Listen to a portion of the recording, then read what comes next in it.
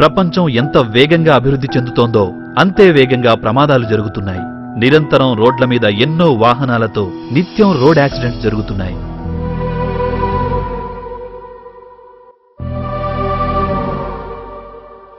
Road accidents లో దవడ ఎముకలు విరిగిపోతే ముఖారవిందం చాలా కళావిహీనంగా మారిపోతుంది. విరిగిన దవడ ఎముకలకు ఒకప్పుడు నోటికి పూర్తిగా బ్రేసెస్ వేసి ఇంటర్మాక్సిలరీ ఫిక్సేషన్ చేసేవారు.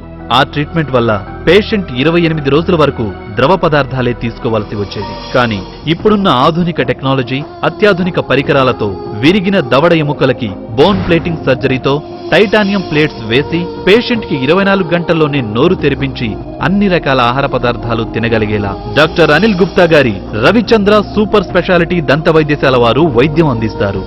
జీవించినంతకాలం ప్రాణానికి ఆహారాన్ని అందించే దవడ ఎముకల సురక్షితం కోసం సంప్రదించండి డాక్టర్ అనిల్ గుప్తా గారి రవిచంద్ర సూపర్ స్పెషాలిటీ దంత వైద్యశాల, మహబూబాబాద్.